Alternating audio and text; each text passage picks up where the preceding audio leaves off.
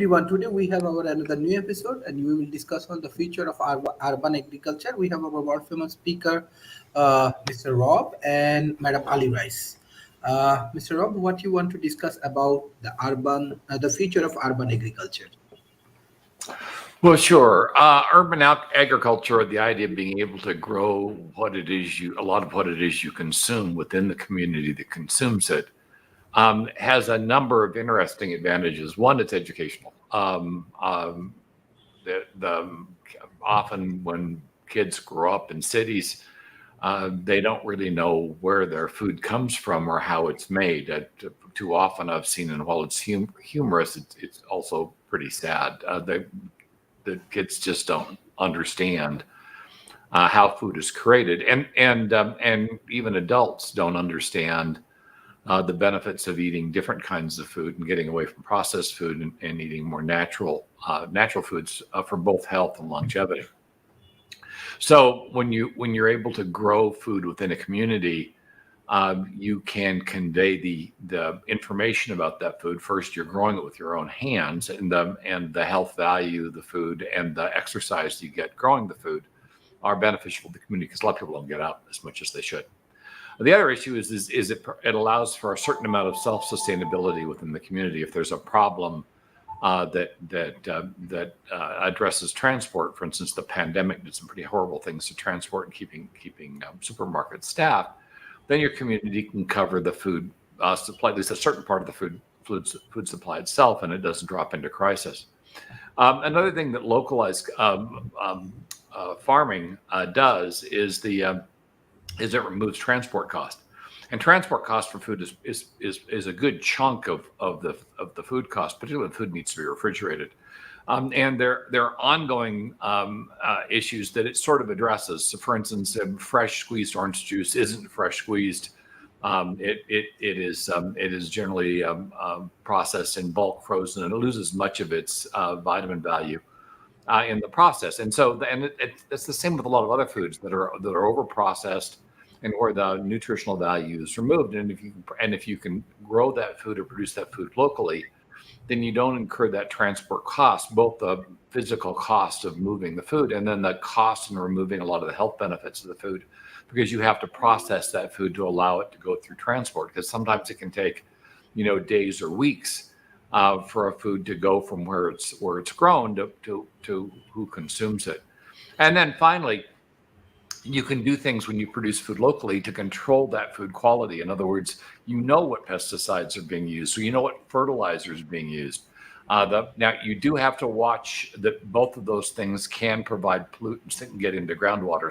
So there is somewhat of a concern if a lot of people that are producing food locally don't necessarily conform to the regulations that surround food growth. And I've certainly seen folks use a variety of poisons that are now outlawed in commercial farms for personal growth, because the poisons work incredibly well. And so if you've got a pest problem, particularly an ant problem, there are pesticides that are extremely effective for ants that farms no longer use because they can get in groundwater and pollute groundwater and cause cancer.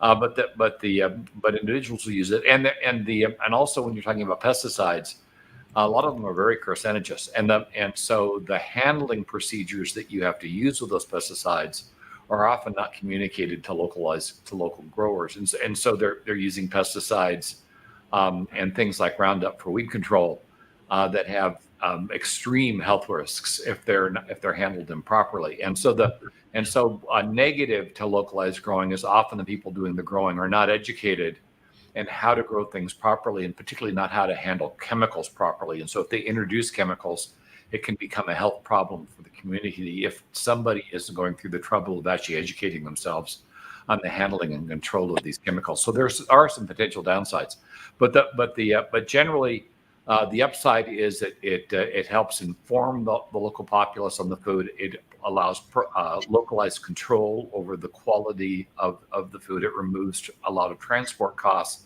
and it can make a community far more sustainable than it currently is. So there are a ton of benefits if you can get around the land use issues, because often in an area with lots of housing, or particularly if you've got skyscrapers, the land cost is very high, and so it makes it very hard to do localized growing unless you're doing rooftop or vertical farming, which also can be done, but requires a lot of science.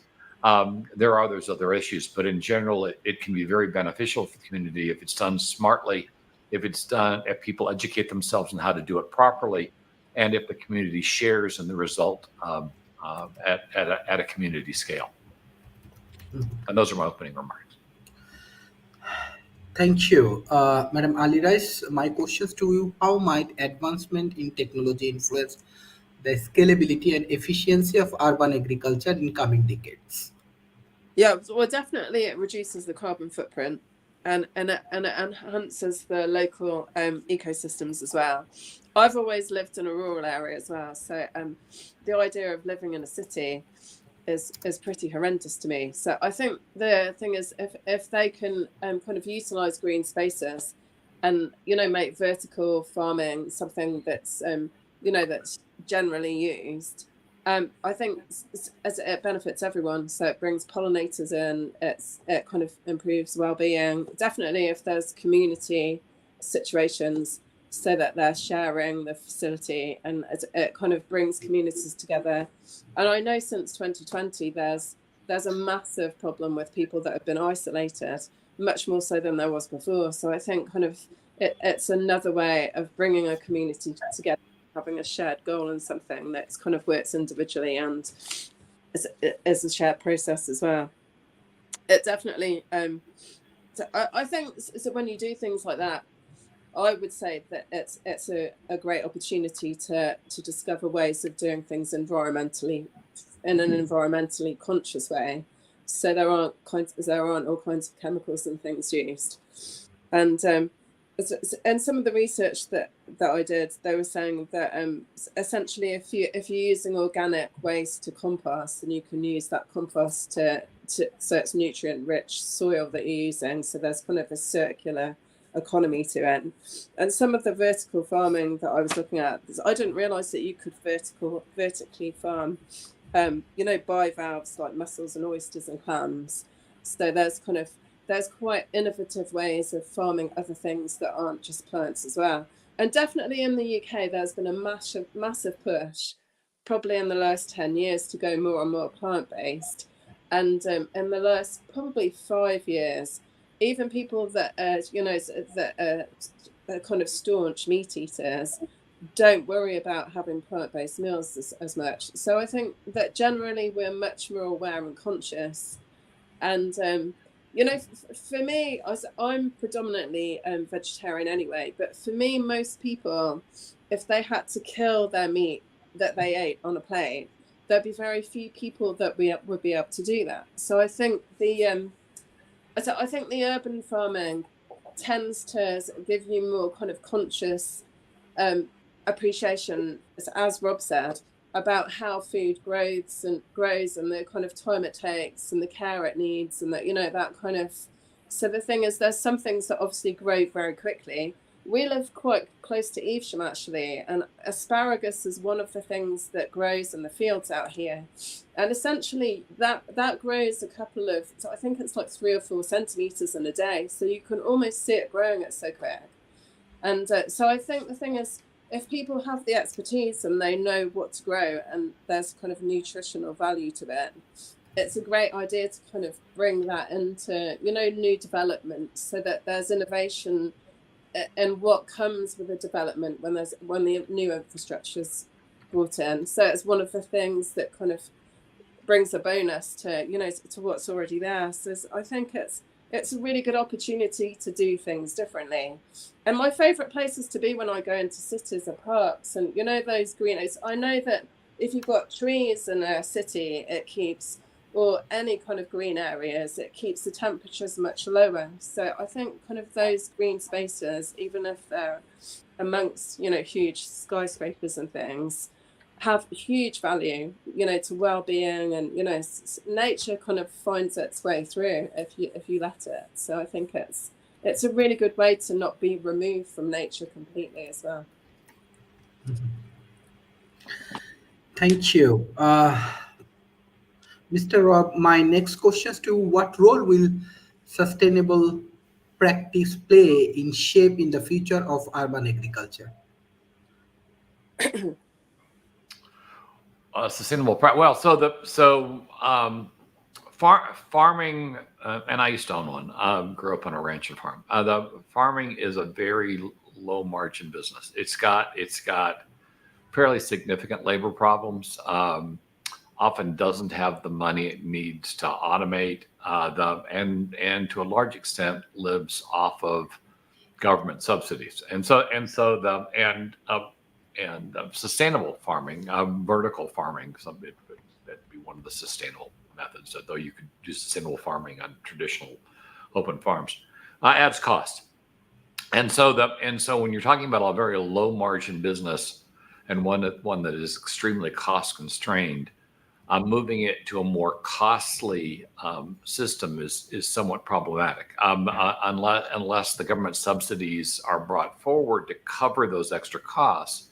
Then the farms that are sustainable will have significant motivations to be non-sustainable to keep their costs in line, and so they can keep the doors open. We had Arrow Farms out of New Jersey, which was a largest, I think, at the time, vertical farming company. It's now in Chapter 11 bankruptcy. The difficulty was in containing the costs. The benefits were there. The food was healthier, transport costs were lower. Did virtually no damage to the environment. Very, very, very sustainable, but also not profitable. In fact, turning up large enough losses that they had to declare bankruptcy. And they're not the only one. A lot of vertical farm efforts in the United States are failing right now.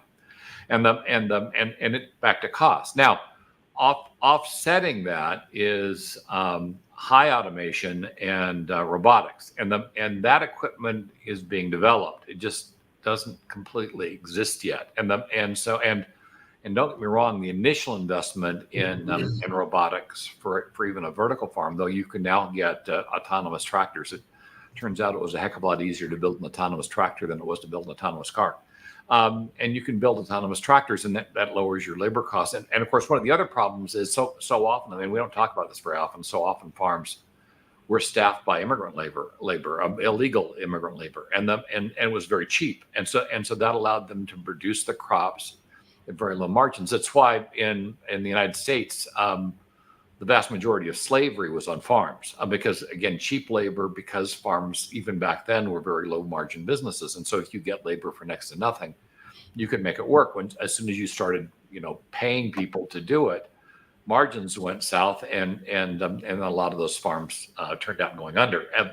And so one of the dirty secrets about farming is to keep the prices low. They often do things that are illicit, whether it comes down to improper chemical control or the use of illegal labor that allows them to margins. Well, as countries started to tighten down on illegal immigration, whether we're talking about the U.S. or Europe, then access to that low cost labor started to dry up, and again, we started to have problems. And so we overlay on that cost problem a sustainable requirement, which increases costs, and we don't provide adequate subsidies to keep the farmers whole, or simply allow the prices of that produce to reach a new high, which of course is going to piss everybody off. Then the farms become unsustainable, and so finding a way to do sustainable farming and allow those farms to remain in business now becomes the challenge. And whether that's done through government subsidy, whether it's done by allowing prices to reach a new level, which of course means the consumer pays more, is the right way to approach this, but it's not the way we are currently approaching it. So it's going to have an impact. It won't be as fast as otherwise would be the case. The overall trend is to be more sustainable, because violating a lot of these regulations can also put farms out of business and land people in jail if they're improperly handling chemicals or they're regularly hiring illegal labor. That is drifting up to being criminal charges in certain parts of the world. So there is an emphasis and a push, intentional or not, to create farms that are operating legally and that are sustainable. It's slowed by the fact that governments aren't funding the effort to a degree that would allow it to happen fairly quickly. and aren't doing what they can to assure the farms remain profitable through these transitions. But if that was ever done, we could make this happen far more quickly. Farms contribute a great deal to the problems. I mean, they provide food for populations, but they also contribute a great deal to the problems we have as populations, because farms inordinately use massive amounts of water, and we've got water shortages all over the world, and they also inordinately pollute. And whether it's runoff from the farms themselves, which can be natural materials just making their way into streams and rivers and polluting the rivers, as well as pesticides and fertilizers, which make it even worse. And if the farms don't do it right, they can destroy arable land and create dust bowls, which would happen to a good chunk of the middle of the country in the United States back in the 1930s, 1920s, and 1930s, where crops weren't rotated properly and the land was destroyed. So farming, we live on the produce that comes from farms, but if it's not done in a sustainable fashion, and that both means done in a way that it doesn't pollute, and also done in a way so the land isn't destroyed in the process, it can be simply beneficial, but that all incurs cost, and so finding a way to keep the costs down while keeping the food costs down, while allowing the farms to be profitable, is proven that one of those three things has to give way, and the only way to overcome that is through subsidy, that I know of is through subsidy. Though a certain amount of automation could also address the problem, because for instance, if you had an entirely robotic farm, you would remove the need for illegal labor, and at least that would solve one of the problems. And robotics can provide micro applications of things like fertilizer and pesticides, only putting the pesticide where it needs to go to do the job, as opposed to flooding the field with pesticide or flooding the field with fertilizer, which you don't really need to do. You only need to provide these elements directly to the plant, and of course any runoff, anything that's making it in the groundwater, that's waste. And so it's not the farm's best interest to allow the waste. It's just cheaper now to allow the waste, but with robotics and microdosing, you can provide the benefits of the pesticides and fertilizers without providing the detriments, and reduce the cost of material use at the same time, and also reduce the incidence of things like cancer. I'm reminded of the fact that my uncle, who ran the family farm, he died of cancer, which came from pesticides, and he did not go well. So I think with automation, with high automation, we can turn the corner and create farms that are far more sustainable from an economic and ecological standpoint. Can produce higher quality food, and if we do it locally, we can reduce transport costs and have food that is far fresher and needs far less processing to preserve it. And unfortunately, the methods that we use to process food, other than even including freeze drying, which can destroy vitamins, do destroy a lot of the value that food has, and turns them from something that's largely beneficial to things that are at least partially harmful.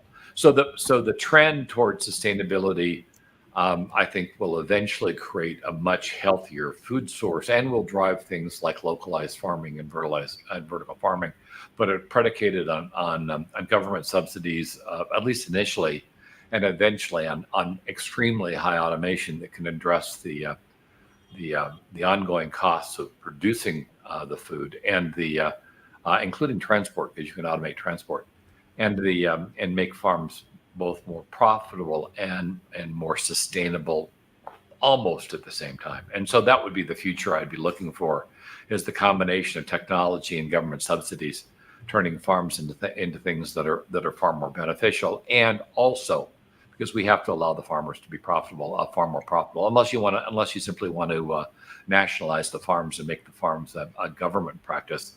But, the government isn't particularly efficient, and so that while it would work, it would be a matter of extremely heavy lifting, and it would be introduce more cost, I think, to the consumer, both direct and indirect. Thank you. Madam Ali Rice, my next question: how might urban agriculture contribute to food security? So I think the thing is, if you actually work on a community basis. So one of the developments that's happened here is called a garden village, and it's a new development of housing that's actually within it. There's going to be a primary school and a secondary school and allotments for people to grow their own food, and kind of a local shop in it. So I think, that theory that the infrastructure's there, so nobody needs to walk anywhere, and so I think in theory that seems like a good idea, but because we're that that actual development is between here and Stratford, and we're 6 miles away from Stratford. So I think the culture in the UK, most people don't necessarily want to stay in the same place, and they're used to traveling, even if it's the nearest town. So I think the thing is that even though probably on paper it seems to make sense, in practice people kind of culturally need to have a change of mindset really too, so that it's almost like they're taking responsibility for part of their food intake and their security, instead of kind of having an expectation that it's going to be supplied. So, and I think definitely during 2020, I think the food shortages, even the shortage of toilet paper, suddenly hit people hard, because it was something that you would never dream of not being able to purchase. And I think since Russia also invaded Ukraine as well, that had a kind of a very tangible effect on prices over here, and it's the way that things were being produced, and where the supplies were coming from. So I think it's made us more conscious. But I think we're so far removed in the Western world from, there's some places that are either through kind of poverty, or through climate change, or through crisis or war, that are experiencing famine, and there's massive problems to actually deal with, kind of extreme. But I think definitely the long-term view is that because the global population's increasing, by 2050 people aren't going to, the kind of global populace isn't going to be able to survive on kind of animal proteins, or that there just won't be enough food produced, so that we need to look at other ways of finding nourishment. And there's all kinds of things, isn't there? I think they've kind of pushed for eating bugs and insects and things like that, and to be honest, I'd rather eat something that was a kind of living, a plant or something, as opposed to something. Yeah. So anyway, but I think culturally the mindset needs to change, and I think that's the biggest part of it. Really, is cultures are really embedded in the way they do things. So I think that kind of innovation needs to happen in the mindset as well, so people see that there's other ways of doing things. So yeah, and I think the vertical gardening looks amazing, but I think people don't really understand the process, or the costs of it, or the way it works, and what's possible to grow. And so I think the thing is that I think people need to kind of push it further, so people realize what's possible. Mhm. Thank you. My next questions to Mr. Rob. What is the potential economic impact of urban agriculture on local economics, job creations, and urban space?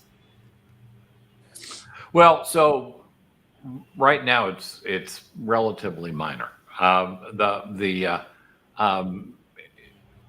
I think to a large extent, if you're talking about localized farming, the economic impact, at least right now, is somewhat minimal.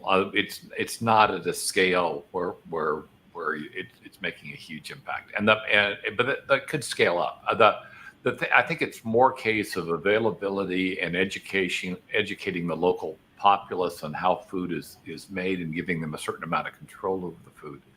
But when you're talking about economics, and you're trying to compete against large factory farms, which are by scale economical, then it's hard to justify on an economic basis, even with transport costs. Only because when you're doing large scale farming, you gain so many economic benefits from economies of scale that it's hard for localized farming to overcome them. Now, for the people that participate, they're going to save money on their groceries. But the kinds of things you grow are typically not, because you're not going to be growing beef, and you're not going to be growing.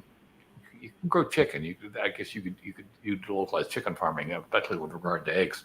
But you're going to find that chicken farming, if you've ever been next to somebody that grows chickens, is not exactly something you want to live next to. The smell alone would drive you to move someplace else, and unless you remove the vocal cords of roosters, you're getting up early. So the expensive part of stuff that you buy to eat, the meat, is something that hasn't proven to be effective locally. Now the manufactured meat is improving technologically, and the quality is, well, if nothing else, it's very consistent, and it's tasting better. I often eat manufactured meat. The health benefits are a little mixed, only because to get the meat to taste the same as natural meat, you have to reintroduce fats and the rest of it, which are the unhealthy parts of the food. So it's not necessarily healthier, except for the fact that you don't have hormones in it and a bunch of stuff that we don't talk about in the food that's grown at scale.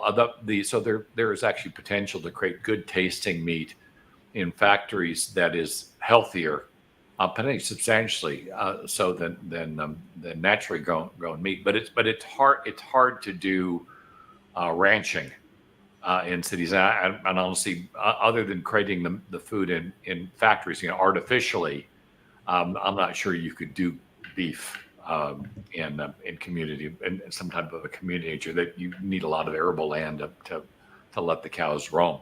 I've had those as well. So the benefits really come down to, you've got more control over your food because it's locally grown. You understand better what goes into the food. It provides something for people to do. It's not something that, honestly, I don't. Given what happened to the vertical farming efforts here in the States, until we can highly automate it, I'm not sure vertical farming is going to be all that profitable. And then of course you highly automate it, it's not going to be using a lot of. It's not. It's not producing jobs. You basically have an automated factory with robots producing the food, and you're not hiring a lot of people. Highly automated plants have a handful of people for maintenance, and that's about it. And that's part of your cost control. Now if it's a government program to keep people employed, this could be one of the ways you do it. A lot of people find working in the ground to be incredibly beneficial. You watch stuff grow. You get a natural feedback of your efforts. You get a feeling of accomplishment. And for those people that have transitioned from traditional city jobs, to farming, at least for those that love it, they love being in the outdoors. Of course, we're talking about urban farming, so we wouldn't necessarily be outdoors. But you're talking about working with things that grow. And being able to see the results of your work, that can be very beneficial for people that work typical line jobs, that they do the same thing day after day. They have no idea how they communicate, how they contribute to the companies and efforts that they're doing. They don't enjoy their jobs. They're living for the weekends. It's not a life that I ever thought was very beneficial. And so you could create jobs, and we may need to, as we automate more and more things, as AI comes in and takes more and more jobs, or increases the efficiency of jobs to a degree that we're only able to employ a fraction of the people that we employed previously, then we need to do something with the people that are unemployed, and urban farms could be a way to do that. Utilizing people in that way, while it would be wasteful to a certain extent because the labor wouldn't be as effective as robotics and automation, it would be a way to keep people engaged, involved, and doing something, and keep them from being homeless, or keep them from being effectively in homes where they get the minimum national income, and they don't do anything but consume media, and the result might be a healthier populace, certainly one that was mentally healthier than the alternative. So there are some advantages with regard to government programs that could use these localized farms to keep people doing stuff as we continually automate. But particularly when we talk about urban farms, automation is so critical to making them profitable that I just don't see a beneficial impact on jobs as a result of them. It's more case if it's a community farm, it's something for the community to do together. It's a hobby. It's beneficial for camaraderie, for neighborliness, for just creating maybe a more wholesome, a more collaborative and cooperative environment where you have less people trying to kill other people in your neighborhood, which is a problem right now. We have an awful lot of neighborhoods that are nearly at war because people aren't really doing much together as a community anymore, and they're very isolated and don't know their neighbors. A community effort like this could help solve that problem, bring communities together, and make them a happier, better place to live, and that would certainly be beneficial. But I would downplay the labor benefits because I'm not convinced they would be there without subsidy. And the economic benefits really go up when you automate, and automation works against the goal of trying to create a community. So these are things we need to think about as we roll through these constructs to make sure that we're thinking about the primary benefit we want to achieve, and not taking profit as the end all be all in these kinds of efforts. Granted, if you're a company, that's what you have to look at. But if you're doing this for the good of the community, your goals need to be dramatically different. Thank you. My next questions: how can urban planning and policymaker integrated urban agriculture into city planning, Madam Ali Rice? Because that's where I think, because we generally have, if people don't have gardens in rural areas, they have allotments so that they can grow their own food. So essentially, I think replicating that idea on roof gardens or kind of smaller spaces, so that there's a community kind of shared, area where everywhere congregates, and they kind of share their produce, but they also produce their own produce for their own families as well. So, but usually people that I know that have allotments have excessive amounts of food that they can't eat themselves. So, so essentially, and obviously it's kind of seasonal vegetables, so that there's different things grown in different times of the year. So I think the thing is, I think it just gets people back in touch with nature. But I think when they do developments, I just think people feel more grounded if they're, I always used to wonder why my mum loved gardening. And since I've got older, I actually understand how amazing it is to see something grow and flourish. And it's even better, if you can eat. And there's nothing that tastes better than, a fresh strawberry off a plant or a raspberry off it, So I think, and shared kind of like orchards and things like that are something that, that we have here, so that, and most people that have orchards, there's so much that goes to waste. So essentially, if there's a way of kind of distributing food so that there's fruit trees that, I just think it's on that principle, it just makes sense to develop something that's similar to that, really, that works within the infrastructure and the development plan. Thank you. Mr. Rob Enderle, what's your closing remarks for today's sessions and how we can develop a strategy for urban agriculture? Well, so it really comes back to the overall goals you're trying to achieve. The urban agriculture isn't a goal in and of itself. It's solving you're pushing it to solve some problem, and you need to keep whatever problem you're attempting to solve at the forefront. Otherwise, you're the screwdriver company trying to turn everything into a screw. So it starts with whatever it is you're trying to accomplish. I often think the Scandinavian countries seem to have this right, where they're really thinking about the quality of life first, and using that as a guiding principle for the decisions they make. And then they have measurements on the quality of life that they use to inform whether or not they're doing things properly. And I think that's the underlying goal. Is quality of life should be a preeminent goal for government, and they should be measured on quality of life. And if part of that focus on quality of life is urban agriculture, then urban agriculture will come up as a way to improve that quality of life, which is really where it should be focused. If you're just going to focus on profit and growing food, then you're still going to be best off with large factory farms in areas where there's low population density. That's just that's the economics. But if your goal is to improve quality of life, then urban farms make a tremendous amount of sense because they engage people, they create communities, they allow people to be more self-sustaining, and they educate and then provide people with information they otherwise wouldn't have that they could use to improve that quality of life. And so you get a beneficial circle as opposed to what I tend to call the declining circle of death, which is where communities often are today, where things continually get worse. Urban crime comes in, things get degraded, focus on profit is too great, and then you lose cities, you lose communities, and you have a lot of the urban crime and difficulties we have today because the government isn't focusing on quality of life. So it all starts with a focus on quality of life, measuring government on quality of life and holding them accountable when they're not achieving the goals that you've stated or laid out for them. That would be the way I would solve this. And then urban farming fits underneath that as one of the methodologies you're using to improve quality of life, both from a standpoint of health and from a standpoint of engagement and community. Yeah. Thank you. Madam Alirais, what's your closing remarks for today?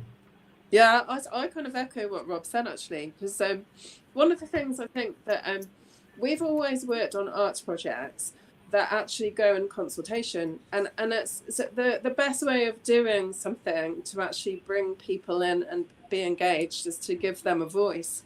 So I think the thing is the community that you're actually impacting in a new development needs to kind of lead the way to a certain extent, so you understand, you know, where there's challenges and where there's problems, and you know how they see things that can improve. And I think that especially with young people, if people are given ownership of a place, so a lot of the projects we do are broad and wide ranging, but they've always empowered students to impact their space and their place in a positive way. And I think the thing is that's the whole point of real consultation, really, is that people have the power to kind of change things and do things differently so that their quality of life and the quality of life for their families is better. And I think the thing is that if you live in an aspirational place, then you get aspirational people. So I think the thing is, as you know, if you can improve the quality of life in cities and have a healthier, more abundant life in a city, so there are more green spaces and there's community areas where people kind of have the same vision and the same goals, then you get a healthier outcome in the end. So, and it's funny actually, because I think it's the same as anywhere, that you know, some cities, as you know, some people have experiences in cities and it's incredible, and other people are in cities because they have no other choice, and it's, you know, it's quite an anonymous place to be. And I just think that sense of community is something that really needs to be fostered, so that people, you know, so I think people need community in one way or another, wherever they are in the world. So it's to kind of foster that and the quality of life is the way forward, really. And if urban farming can contribute to that, then it must be a win-win. Thank you. Thank you, everyone. This is excellent discussions, and especially we learned a lot about urban agriculture. Thank you, Mr. Rob, and thank you, Madam Alirais. I request all of our audience, please share our content with the government agency, corporation, and academy. Thank you. Bye-bye and take care. Take care.